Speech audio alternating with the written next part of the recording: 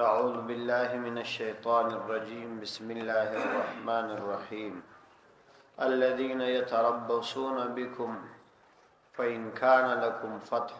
من الله قالوا ألم نكن معكم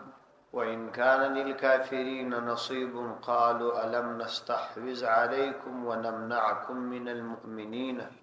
فالله يحكم بينكم يوم القيامة ولن يجعل الله للكافرين على المؤمنين سبيلا. سورة نساء آيات نمبر 141. الذين يتربصون بكم، کسان يتربصون چې انتظار کی بكم ستاسو مبارک. فإن كان لكم فتح، کچیر و تاسو لره فتح من الله د الله تعالی د طرف، قالوا نو دوی وای الم نکو معکم، آیا مستاسو سره نو. وإن كان للكافرين نصيب، او کچیر وی کافرانو لره څه حصہ،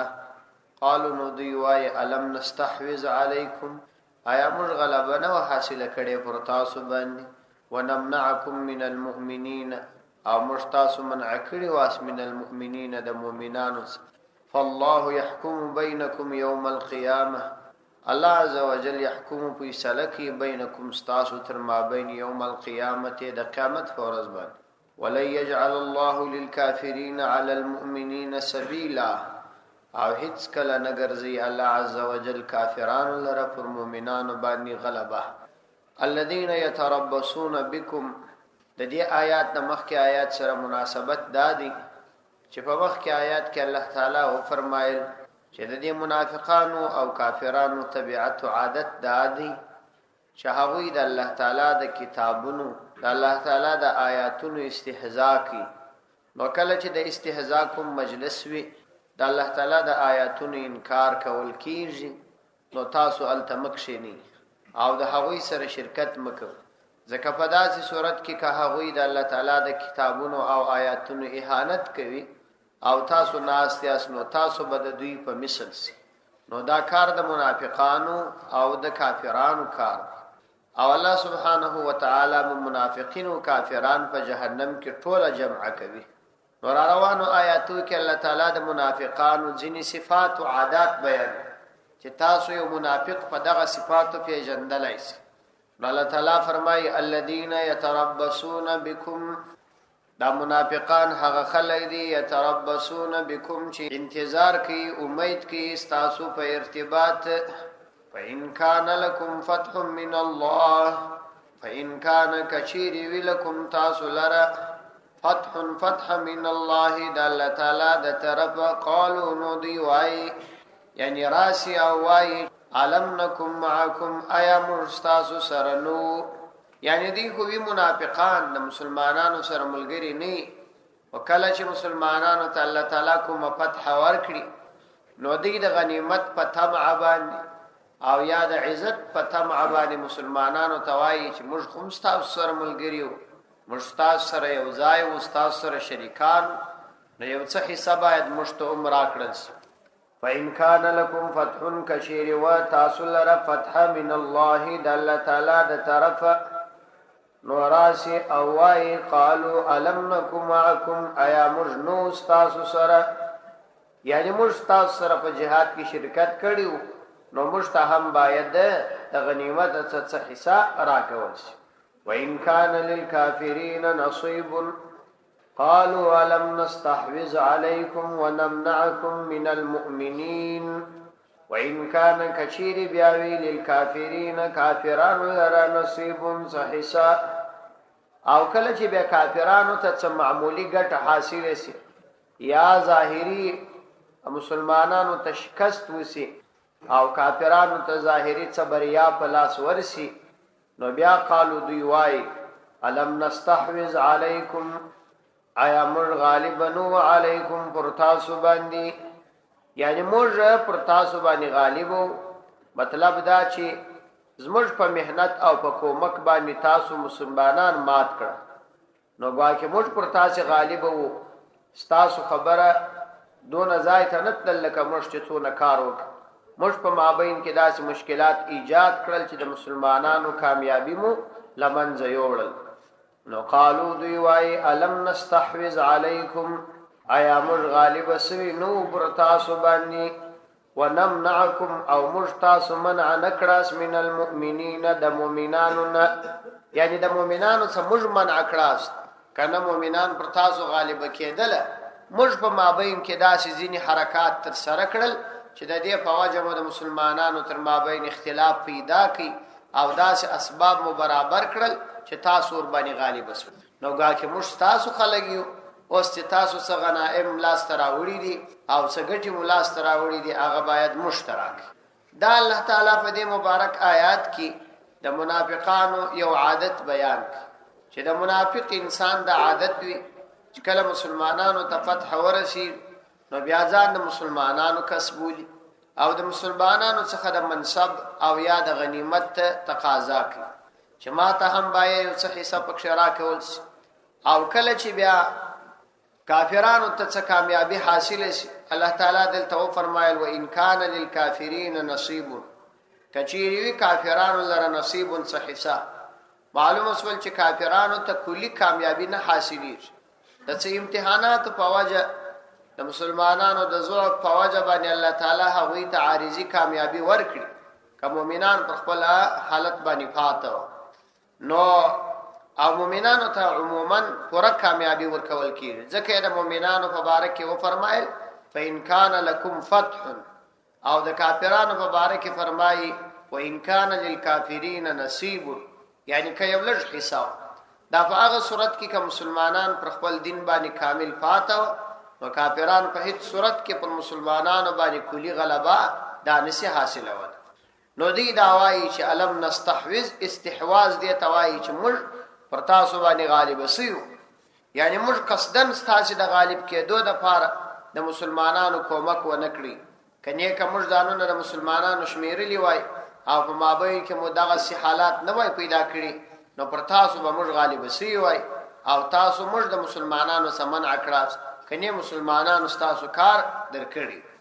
نو دا د منافقانو بل طبيعت کسړی وګوري د منافقانو دغه طبيعت په دنیا کې کافرانو خورا ډیر په کار اچولي دي د وخت څخه د مسلمانانو په مقابله کې کافران نه دي کامیاب شوي تاریخ کې چې څومره اوږد تاریخ تیر شوی هیڅ وخت کافر د مسلمان په مقابله کې نه دي کامیاب شوي د کافر د کامیابی یوازنی شی دا وي چې د مسلمان په دننه کې بعضی منافقین پیدا کی چې هغه د مسلمانانو راز او د مسلمانانو اتحاد او اتفاق خراب کی او کافرانو ته غلبه ورکړي کني هیڅ کله نشي کېدلای چې کافر دي د خپل اسباب او قوت په وجه باندې د مسلمان مقابله وکړي وجه هم دا چې مسلمان عقیده لري او کافر عقیده نه لري د مسلمان د خپل رب پر ذات باندې عقیده او یقین وي او د کافر پر اسباب باندې عقیده او یقین ښکاره خبره ده چې اسباب ضعیف کیږي خدای الله تعالی ذات ته ضعف نه راسي نو مشکلات چې همیشه مسلمانانو ته پیښ وي هغه د اندرونی د دننه دشمنانو او منافقانو د لاسه پیښ ځکه کفر نړۍ همیشه کوشش دا کړی چې مسلمانان باید پر یو عقیده او پر دینداری پاتې نشي د هغوی د عقیده او د اتحاد د خرابېدلو لپاره باید مختلف تدبیرونه په کار واچول شي ونمنعكم من المؤمنين فالله يحكم بينكم يوم القيامة فالله الله عز وجل يحكم في سلكوي عملا يوم القيامة عملا في سلب الله تعالى كوي بينكم استاسوتر ما بين فالله الله عز وجل يحكم في سلكي بينكم استاسوتر ما بين يوم القيامة د قیامت په ورځ باندې او په دې فیصله کې به ترتیب داسې وي چې ولن يجعل الله للكافرين على المؤمنين سبيلا چې هیڅ کله به ونه ګرځي الله عز وجل للكافرين کافرانو لره على المؤمنين پر مؤمنانو باندې سبيلا غلبه الله عز وجل به کافرانو ته هیڅ کله پر مؤمنانو باندې غلبه ورنکړي عزیز تفاسیر کې لیکلي دي چې د دې دوه مطلب کېدای شي یا خود دې څه مراد دا دی چې د آخرت په ورځ باندې هیڅ کله کافران په دلایلو کې او یا په فیصله کې پر مسلمانانو غالب کېدلای نشي یعنی دا یقیني ده چې کافران به جهنم ته ځي او مسلمانان به د الله عز وجل په فضل باندې جنت ته ځي نو بیا خبره بالکل صفه ده چې د آخرت په ورځ باندې کافران غلبه نه حاصل او کچیر د دې آیات ارتباط د دنیا پورې ورک نو ډیر داسې ځایونه موږ وینو چې دا د کافران غالب سوي نو بیا دلته د الله تعالی د دې آیات مطلب څه دی چې الله تعالی فرمایي موږ هیڅ کله کافرانو ته پر مسلمانانو غلبه نه وکړو د دې درې جواب یو جواب دا دی چې اصلا دلته مراد ورڅخه دلایل او حجت دي چې په حجت او دلایلو کې هیڅ کله کافرانو د مسلمانانو څخه غلبه نه حاصله کړي یعنی د کافرانو سره داسې دلایل نشته چې هغوی د مسلمانانو په مقابله کې د خپل دلایل پر بنیاد کامیاب شي نو حجت بالدلائل دي نو هیڅ کله کافرانو د غلبه نه حاصله دا چې هر څومره دوی ترقی وکړي د مسلمانانو په مقابله کې دلایل نه لري ځکه چې دوی د لاس جوړ شوي شیانو څخه دوی خپل عاجز دي او دومره وجه دا د دوم جواب چې په عمومي اوقاتو کې د نتیجې په اعتبار الله تعالی کافرانو ته غلبه نه درکړي یعنی په دا اعتبار باندې چې همیشه د پاره د کافرانو پر مسلمانانو غالب شي او آخري نتیجه جهنم داسي نه دي کېدلای شي ابتدایي حالاتو کې څنګه کافران اول غالب شي لیکن نتیجه اخر بیرته د مسلمانانو په ګټه تمامېږي کافرانو ته نه پاتې کېږي نو د نتیجې په اعتبار باندې الله تعالی هیڅ کله کافرانو ته پر مؤمنانو غلبه نه ده ورکړې او دریم جواب دا دی چې الله تعالی نه په اول کې نه په آخر کې کافرانو ته غلبه ورکړي لیکن شرط دا دی چې مؤمن دا چې الله تعالی فرمایي چې ولا يجعل الله للكافرين على المؤمنين پر مؤمنین باندې وای الف لام دا د پاره د عهد یعنی هغه خاص مؤمنان چې د الله تعالی په دربار کې مؤمنان وي پر هغه باندې هیڅ کله کافرانو ته الله تعالی غلبه نه ورکړي نو که مؤمن په صحیح معنا مؤمن وي څنګه چې د ایمان تقاضا او غوښتنه ده نو بیا کافر غلبه نشي حاصل البته که مؤمن فقط برائنا مؤمن وي او زړه د ایمان په هغه مقتضا باندې نه وي ډک چې د ایمان غوښتنه ده نو بیا طبعا هغه مؤمن غالب کېدلای نشي مغلوب کیږي ولی چې هغه د ایمان پر اصول او شرایطو نه دی چلیدل نو دا درې سره جواب ورکړي ان المنافقین یخادعون الله د منافقانو دوم صفت الله بیانې چې د دې منافقانو دوم صفت دادي چې دوی الله عز وجل ته دوکا ورکړي ان المنافقین یقینا منافقان یخادعون الله الله تعالی ته دوکا ورکړي وهو خادعهم او دغه الله عز وجل سزا ورکونکي دي خادعهم د دوی د دوکې وهو د الله تعالی خادعهم دوی ته دوکا ورکونکي الله تعالی خو چاته دوکا نه ورکي بلکې د دوی د کلماتو سره متشاکلن دا کلمه غسی ذکر شوی مطلب دا چې الله تعالی دوی ته د دوی د مخادعه سزا ورکي واذا قاموا الى الصلاه قاموا كسالى او کله چې دوی ولاړی دریم صفت د منافقانو بیانوي و اذا قاموا الى الصلاه او چې کله دوی دریږي الى الصلاه المنزل را قاموا كسالى نو دریږي كسالى سست يراؤون الناس وروینی خلق لرا ولا يذكرون الله الا قليلا او ذکر نکوي د الله عز وجل الا قليلا مگر لږ په دې مبارک آیات کې الله تعالی د منافقانو څو نور صفات بیان کړي ان المنافقین یقینا منافقان چې ظاهرا د اسلام اظهار کوي او په زړونو کې اسلام نشته دا الله تعالی ته دوکا ورکړي یعنی دا عمل او چل اداسي وي لکه دوی چې الله تعالی ته دوکا ورکړي الله تعالی ته خو دوکا نسی ورکوي لکه دوکا خو هغه چاته ورکول کیږي چې هغه ته علم نوي نو الله تعالی خو علم لري مطلب دا چې د دوی عقیده بم دانوي چې الله تعالی ته دوکا ورکړي او د دوی احوال به د الله تعالی څخه پوشیده او پټ هم نه مگر ظاهری کاروایی او عمل اداسي وي چې دوی واکه الله تعالی ته دوکا ورکړي نو ان المنافقین یقینا منافقان د اسلام په اظهار اولو کې یخادعون الله الله تعالی ته دوکا ورکړي او هو الله عز وجل خادعهم دوی ته دوکا ورکونکي دي یعنی د دوی د دوکې سزا ورکونکي دي دا دوم صفت دی د منافقانو چې د دوی د عادت واذا قاموا الى الصلاه دریم صفت الله تعالی د دوی بیانوي چې کله دوی ودرېږي الى الصلاه المنزل قاموا كسالى قامو نو دوی دریږي کسالا سست، یعنی لټو کهالوي مانزه ته پورته کیږي. مطلب دا دی چې کله د دوی په زړونو کې ایمان نو د مانزه د فرضیت عقیده هم نه درلودل او د ثواب امید هم نه درلودل. ول یو کار خو چې سړی کوي هغه د عقیدې او د ثواب په وجه باندې په انسان کې چې د یو شی عزم او نشاط پیدا کیږي چې دا کار زه باید وکم، عزم ورتکی، انو دا هغه وخت کې چې د سړی عقیده د هغه کار د حقانیت او د هغه کار په کولو کې د ثواب عقیده ولري. پس یو سړی ته په یو کار باندې امر کاوه هغه کار ته هیڅ عقیده نه لري، نو که ستا په خاطر کاوه نو ډېر په کهالۍ به یې کوي، ولې چې دی هغه کار ته عقیده نه لري، خدای ته ورته امر کوي او یا د ظاهري مجبورۍ په خاطر به دا کار کوي. نو الله تعالی فرمایي واذا قاموا الى الصلاه، چې کله دوی دریږي الى الصلاه المنزل لره، قاموا کسالا، نو دریږي کسالا سست، هیڅ نشاط او طبیعت سمی نه ورسره. دا یې بل صفت علماء لیکلي دي چې په لمانځه کې عمومي لټي کول دا د منافق عادت دی او دا د منافق صفت دی، او الله تعالی د انسان د منافقت د صفاتو څخه وساتي. د منافقت ډېر بد صفات. نو دغه سستی دوه قسمه ده، یو د عقیده پر بنیاد باندې سستی ولټي ده او یو د غفلت او مجبوری په اعتبار باندې سستی ولټي ده. مثلا یو سړی ډېر زیات ستړی دی یا خوب ورځي او یا مریض دی، نو دغه کس کچيري سستو کهالوي دغه آیات څنګه نه دی مراد، ځکه هغه مؤمن دی، عقیده ورته لري، د ثواب امید لري. خدا چې یا مریض دی او یا خوب ورځي او یا ستړی دی یا کومه بل وجه ده، نو هغه دغه آیات څخه مراد نه دی. د دې آیات څخه مراد هغه څوک دی چې لمانځه ته عقیده نه لري او د لمانځه اعمال ته عقیده نه لري او نه ثواب ته عقیده لري. حدیث کې راځي پیغمبر علیه السلام فرمایي اتقوا صلاة المنافق،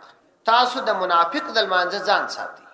اتقوا صلاة المنافق، اتقوا صلاة المنافق، د منافق د لمانځه ځان ساتئ، یعنی د منافق پر رکعت منځ مکه. ځینې روایتو کې راځي چې صحابه کرام بیا پوښتنه جنې وکړه چې د منافق لمونځ څنګه. پیغمبر علیه السلام ورته ویل چې د منافق لمونځ دا وی چې دی پروت وي تر څو چې لمر راپورته کېدو سي نو دی ولاړ شي او په ډېرې تیزي او دست تازه کې نو بیا 2 واره یا 3 واره سر پر مځکه لکه چرګ چې دانه خوري اوي، بس په دې باندې ځان خلاص کی. او د منافق لمونځ دا دی چې کله د مازګر په وخت کې د لمانځه وخت راسي نو دی په مستحب وخت کې لمونځ نه کوي، بلکې د خپل کار د مصروفیت په وجه زندهیه تر څو چې لمر وغرسي نو دی په چټکۍ ولاړ شي او دست تازه کې او بیا 2-3 مشوکي اوي لکه چرګ چې مشوکه وي. دا د منافق لمونځ دی. نو د دې لمانځه څخه ځان ساتي. یو حدیث کې راځي پیغمبر علیه السلام فرمایي هر شپه چې انسان بيدیږي نو شیطان پر دې انسان باندې کښینی د اثر د تندې پر شاوخوا دې ته قافیه الرجل وای، قافیه راس مرتوای، پر دې باندې کښین او 3 غوټي ورکی. ناول دوار دا ورته وای چې بدسه تستړی، دومه غوټه داوي چې بدسه شپه ډیره وژده ده او 3 غوټه داوي چې وخت لا ډیر پات دی بدس. نو وای دا شیطان د پر دې سر باندې دا 3 غوټي وروته وای کله چې دا مؤمن د شپې تهجد طرف وښتي نو چې پر یو بغل باندې راواوړي او د استرګې را لړونی کی او د الله تعالی حمد وای الحمدلله، نو په دې وجه دا یو غوټه ختم شي. بیا چې کله دی راپورته سي د ځای را روان سي نو دا بل غوټه ختم شي. او چې کله دا او د ستازه کې د تهجد منځ وکي نو بیا دا 3 غوټه ختم شي. نو کله چې سحر د جماعت المانزه څورسته کاروبار تراوځي پیغمبر علیه الصلاۃ والسلام فرمایي ډیر حشاش وي، طبيعت برابر وي، بدن اسپک وي او ډیر د دین سره محبت او دین ته تلوسي. او کله چې یو مؤمن د سحر جماعت بیا ادا کی نو د سحر د جماعت په وجه هم الله تعالی د څخه هغه د شیطان د غدري غوټي ختم کی. یعنی د تهجد په وجه خو بيخيله منځزي، خو د سحر په جماعت هم لمنځزي چې د سحر جماعت کاملا ټینګ. او که یو سړی بدیسی راپورته نسی نو بیا چې د لمر راختلو سره راکشینی پیغمبر علیه السلام فرمایي نو شکل او صورت هم بدوي، طبيعت هم خراب وي، ټول ورځ په ناسیت او په منحوسیت کې ور باندې تیر شي د خلکو څخه هم بد راځي د ځان څخه هم بد راځي او شیطان ورته زیات وسوسه په زړه کې اچي ځکه چې د شیطان اثر ور باندې پات نو دا د منافق عادت دی په مانځي کې سستی نه کول پکار خصوصا تهجد لمونځ باید انسان عادت وګرځي په پابندي باندې وکړي او بل صفت د منافقانو دا دي چې یراؤون الناس خلق ته ورشي یراؤون الناس خلق ته ورویني یعنی خپل ځانون خپل خلمنځ نه کوي خدای دې د پاره چې خلق به بیا سبا مسلمانان نه بولی نو خلق ته ورویني ولا یذکرون الله الا قلیلا او نه ذکر کوي الله تعالی الا قلیلا مگر لږ